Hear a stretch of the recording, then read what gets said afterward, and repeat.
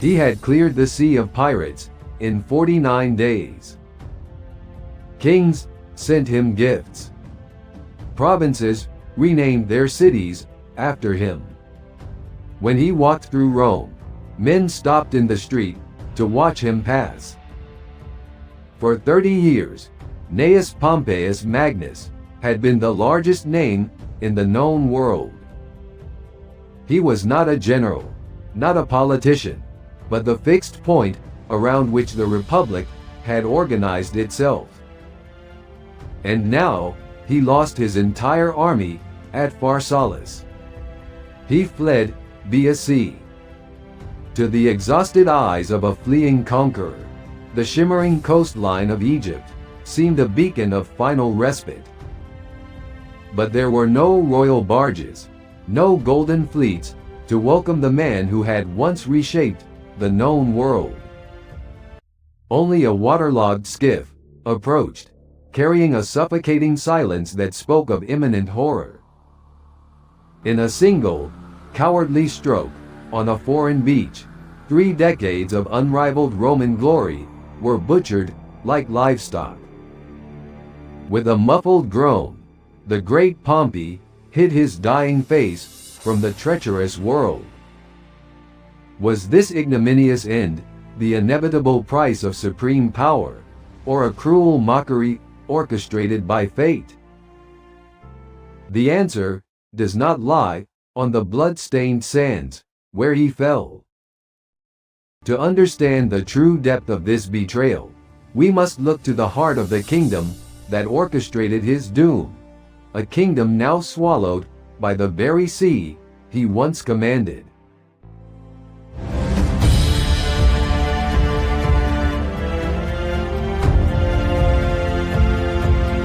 The submerged echoes of a shattered republic. Beneath the murky, restless waters of the Mediterranean, just off the modern coastline of Alexandria, lie massive, scattered blocks of limestone and red granite. Their surfaces are deeply scoured by 2 millennia of salt and tide. These are not merely natural formations. They are the physical remnants of a vanished world, the submerged foundations of the Ptolemaic royal palace on the island of Antirodos. To look upon these drowned ruins is to confront a precise physical space. This is where the fate of the Mediterranean world was violently, irrevocably altered. The relentless Mediterranean sun beat down upon the azure waves in the late summer of 48 BC. It cast a blinding glare over the shattered remnants of a republic tearing itself asunder. The Roman Republic was a political entity that had dominated the known world for centuries. Now, it was suffocating under the colossal, crushing weight of civil war. The core tension of the age, the struggle between traditional senatorial authority and the unchecked ambition of individual warlords, had finally shattered the state. On August 9, 48 BC, the dry, dusty plains of Pharsalia in Thessaly witnessed the decisive rupture. For decades, Pompey had been the undisputed colossus of Rome. Gnaeus Pompeius Magnus, known as Pompey the Great, had finally been broken. He was the conqueror of the East, the man who had cleared the sea of pirates. Once heralded in his youth as the Adults Centulis Carnifex, the teenage butcher, he had been revered in his prime as a new Alexander. His invincible legions had crumbled before the hardened, desperate, and fiercely loyal veterans of Gaius Julius Caesar. Stripped of his legendary glory and his invincible aura, Pompey was no longer the undisputed master of Rome. Hunted by the relentless specter of his own catastrophic defeat, he, accompanied by a meager retinue, initiated a desperate maritime transit across the eastern Mediterranean. Through August and September, Pompey traced a fugitive's path via Lesbos, Cilicia, and Cyprus. His once unfathomable power was reduced to the trembling wooden planks of a solitary merchant vessel. That vessel navigated the treacherous currents of a shifting political landscape. Beside him stood his young, devoted wife, Cornelia, her eyes wide with the creeping horror of their precipitous fall from grace. Pompey cast his eyes toward the ancient, shimmering, deceptive coastline of Egypt, seeking asylum. This was not a random choice. It was a calculation rooted in the complex web of Roman patronage. Pompey had historically acted as the patronus, the powerful protector, to the late Egyptian pharaoh, Ptolemy XII Auletes. Auletes had held the formal diplomatic status of amicus et socius populi Romani, a friend and ally of the Roman people. He had owed his very throne to Pompey's past interventions. He sought asylum from the young pharaoh, Ptolemy XIII. Pompey now expected the young son, Ptolemy XIII, to honor this old debt of survival. He believed the wealth and isolation of the Nile could provide the sanctuary needed to rebuild his forces. However, what awaited him was not a diplomatic refuge, but a decaying empire about to become the stage for one of history's most profound tragedies. The Greek dynasty had once radiated military strength and unparalleled intellectual brilliance from the legendary library of Alexandria. It had long since rotted from within, degenerating into a dynasty that had been killing its own children for 200 years. It was a dying empire, sustained solely by the fatal, overbearing protection of Rome. The Shadow Court and the Marsh of Pelusium. In the opulent, suffocating heat of the royal pavilion ashore at Pelusium, a frantic council convened. The impending arrival of the defeated Roman titan presented an agonizing dilemma. The nominal ruler, Ptolemy XIII, was a mere boy draped in the suffocating gold, lapis lazuli, and fine linen of pharaonic authority. The true, terrifying power lurked behind his gilded throne, resting in the hands of a ruthless triumvirate. Pothinus, the Grand Vizier and powerful administrator, wielded authority with the insidious precision of a desert viper. He was often derogatorily referred to in Roman sources as a eunuch, to emphasize a perceived Eastern effeminacy against Roman masculine virtue. Beside him stood Achillas, the seasoned, pragmatic commander of the army, and Theodotus of Chios, a cunning, silver-tongued rhetorician. In late September 48 BC, Pompey's galley anchored off the coast near Mount Cassius, at Pelusium. He sent emissaries to request an audience, claiming the rights of guest friendship. They invoked the legal guardianship over the young Ptolemy that the Roman Senate had previously bestowed upon Pompey. The Egyptian court was thrown into a suffocating, inescapable deadlock. These men faced an impossible choice. To grant Pompey sanctuary was to invite the undeniable, devastating wrath of the victorious Caesar. To reject him entirely meant turning Pompey into a vengeful enemy, should the winds of fortune restore him to power. Furthermore, if denied entry, Caesar might still invade their vulnerable nation in pursuit of his enemy. The air in the royal pavilion grew thick with the heavy scent of myrrh and the palpable tension of impending treachery. Historical traditions passed down by Cassius Dio and Plutarch record that it was the rhetorician Theodotus who articulated the fatal, chilling logic that would doom the ancient kingdom. Theodotus waited for the room to go quiet, and then he spoke. They would invite him in, acknowledging his legal right to protection. They would lure him away from the safety of his heavily armed fleet, under the guise of an official royal reception, and then they would murder him. Inviting Pompey ashore only to murder him would solve all their problems with a single stroke of a blade. It would present Julius Caesar with an irresistible gift. A dead man, Theodotus whispered into the horrifying silence of the marbled chamber, does not bite. The physical reality of Pelusium, known today through the archaeological site of Telephone Parama, presents a bleak, marshy coastal topography. It was a shallow, treacherous maritime approach, deeply unsuitable for the docking of heavy Roman warships. The geography itself forced a fatal vulnerability. The trap was set with meticulous, cold-blooded precision upon these sun-baked, muddy, and profoundly undignified shores. It was a wretched stretch of coastline that stood in mocking contrast to the marble majesty of the Roman Forum.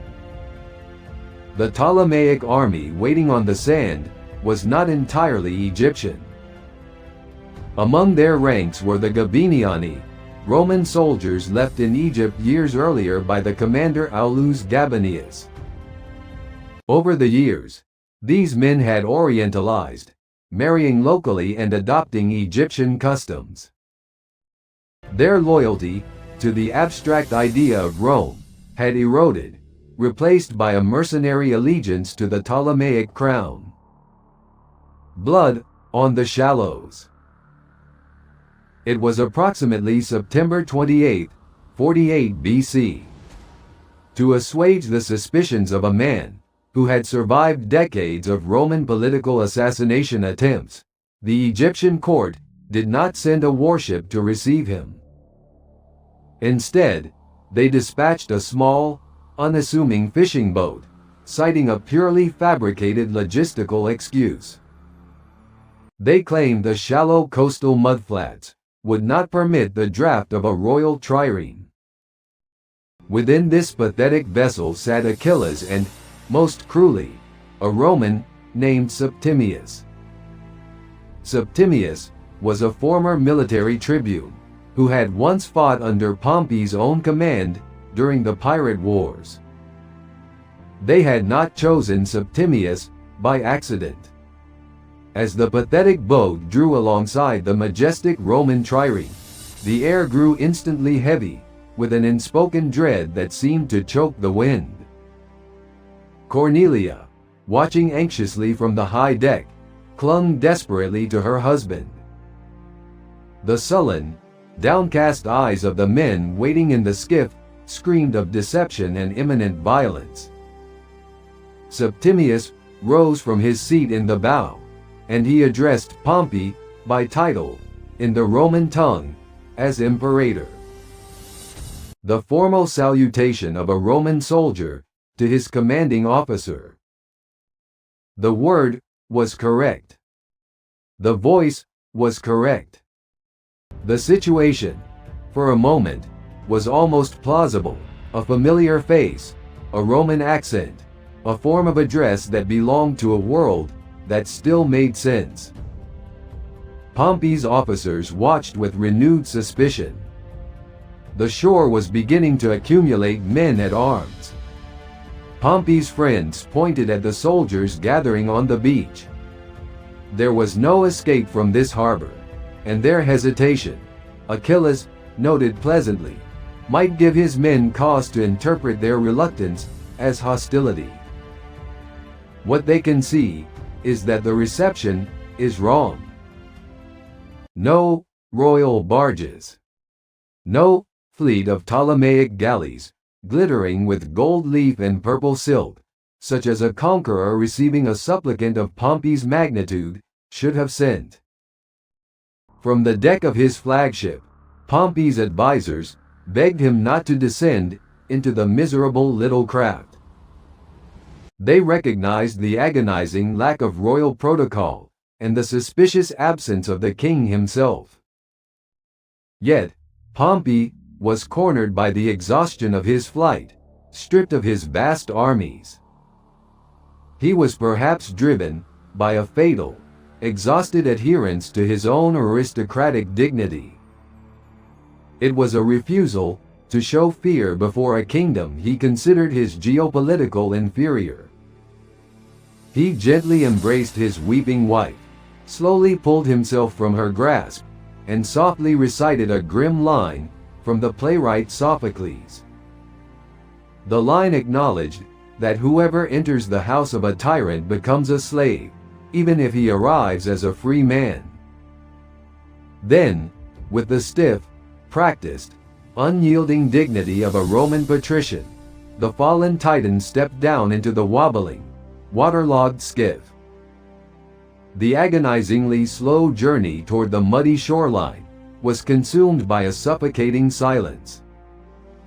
It was broken only by the rhythmic splashing of wooden oars dipping into the murky water. Pompey looked at the only face he recognized in that boat. He attempted to speak to Septimius with the familiar tone of a commander, asking, "Do I not know you, my old comrade?" However, the former centurion merely nodded, his eyes cold, refusing to utter a single word. Pompey sat quietly, reading from a scroll of a Greek speech he had prepared for the young pharaoh. As the prow scraped violently against the sandy bottom of the shallow Egyptian shoreline, Pompey slowly rose. He took the hand of his freedman to disembark, turning his vulnerable back to his silent executioners. The calculating trap sprang shut with terrifying speed.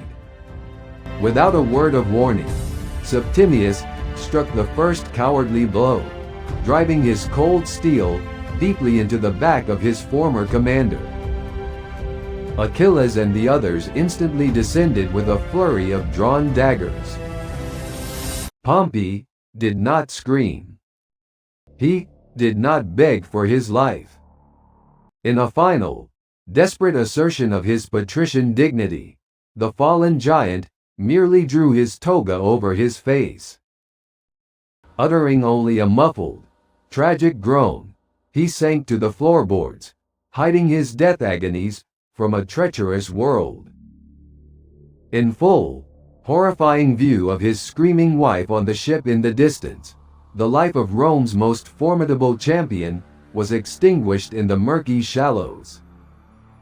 He was, as Plutarch measures it precisely, 60 years of age less 57 years old, with 1 day remaining to his 58th birthday, which he would not see.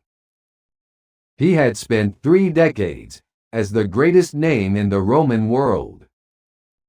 His last act was the wordless dignity of a man pulling cloth over his face so that no one could watch him die. The wailing from the ships was heard on the shore.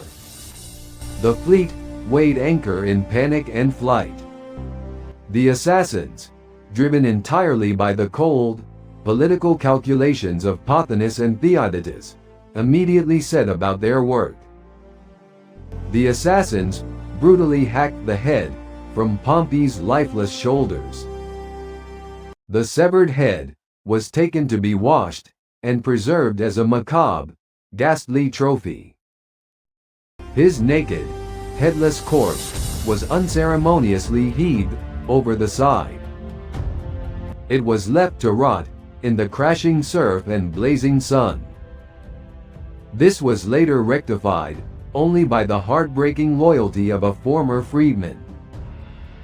He dragged the waterlogged body ashore to build a pitiful, makeshift pyre from the rotting planks of a shattered fishing boat. The man who had reshaped the map of the known world found his end butchered like livestock on a foreign beach. But here, a crucial question arises. Why did Pompey not sail his war galleys into the magnificent great harbor of Alexandria? Why did he deliberately head to Pelusium and step into a small boat that was clearly a death trap?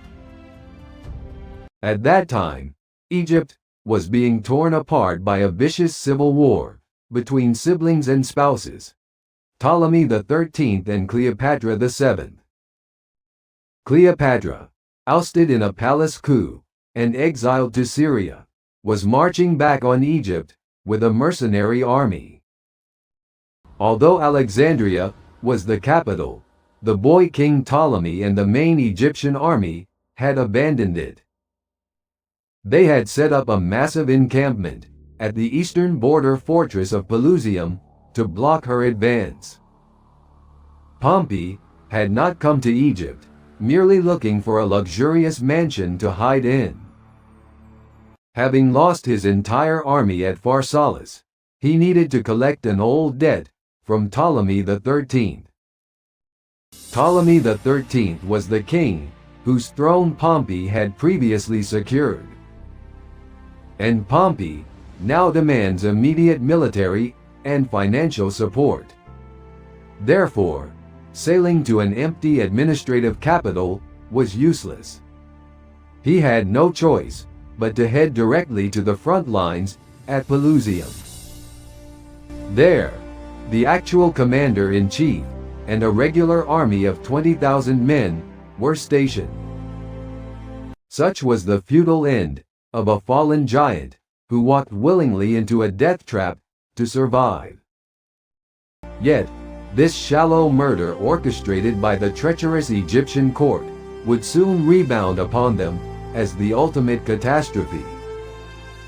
Pompey's bones were eventually gathered by the faithful Philip and returned to Cornelia. She carried them home to Rome and buried them at the Alban Villa, the country estate. There, Pompey the Great had lived in the years of his power. There, senators had come to him for advice, and kings had sent embassies. There, the gardens had been maintained with the care that a man lavishes on the place he believes will outlast him. In the end, it did. The villa stood. Somewhere in the shallows, the scroll was still there. He had been reading it when the prow scraped the sand, a speech in Greek, prepared for a young pharaoh. These were the careful words of a man. He still believed there was a conversation to be had. It had not been delivered. It had not been answered. It lay on the floorboards of the skiff, its ink dissolving quietly into the muddy water, unread by everyone. The sea was indifferent and warm, the same as it had always been.